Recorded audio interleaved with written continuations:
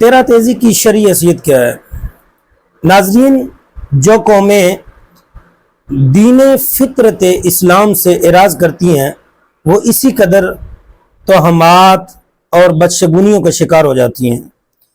یہ انسان کو اندر سے کمزور بنا دیتی ہیں۔ اس کے برعکس اللہ تعالیٰ کی ذات پر کامل و اکمل یقین انسان کو مضبوط اور مستحکم بنا دیتا ہے۔ پھر انسان کسی دن یا مہینے کو منحوس نہیں سمجھتا، بلکہ ہر خیر شر کا اللہ کی طرف سے ہونے کا یقین رکھتا ہے۔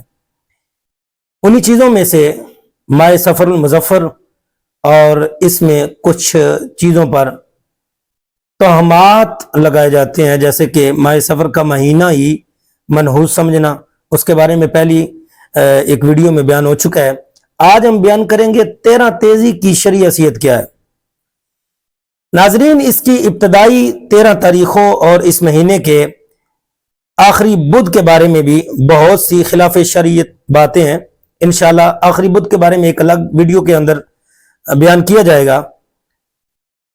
آج اس کی ابتدائی تاریخوں میں جو مختلف لوگ چنے ابال کر یا گندم ابال کر اس کی نیاز دلاتے ہیں، مخصوص تعداد میں سورہ مزمل کا ورد کرتے ہیں، ساحل سمندر پر آٹے کی گولیاں بنا کر مچھلیوں کو ڈالی جاتی ہیں، ان سب کے پیچھے لوگوں کا یہ ذہن بنا ہوتا ہے کہ ماہ سفر میں جو آفات و بلیات نازل ہوتی ہیں، ان کاموں کے کرنے سے وہ بلائیں، وہ آزمائشیں، وہ مصیبتیں ٹل جاتی ہیں۔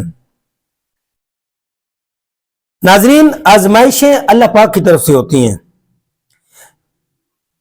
اور ان کے لیے کوئی دن یا کوئی خاص وقت نہیں، کوئی مخصوص مہینہ نہیں کہ ان کے لیے کوئی دعا خاص وقت میں کی جائے، خاص مہینے میں کی جائے۔ قرآن خوانی دلوانی ہے، ختم درود دلوانا ہے، فاتحہ خوانی کروانی ہے یا نیاز فاتحہ، یہ کام مستحب ہے۔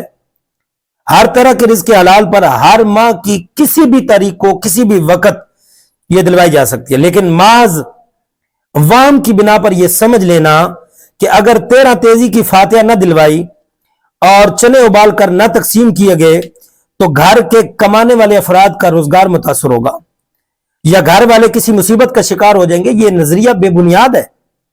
اپنے عقائد کو اتنا کمزور مت بنائیں کہ آپ لوگ دوسرے مذاہب سے بھی گرتے چلے جائیں۔ اسلام ایک دین فطرت ہے اور ایک ممتاز دین ہے، اس کی اپنی ایک ممتاز حیثیت ہے جو کہ تمام ادیان پر برتری رکھتا ہے۔ اسلام کو ہر دین پر اس وقت فوقیت حاصل ہے چونکہ محبوب کریم علیہ الصلوۃ والسلام کا دین ہے۔ اس ماہ میں دیگر مہینوں کی طرح درود پاک کی کثرت کی جائے، جو کرنے کے کام ہے وہ کرے۔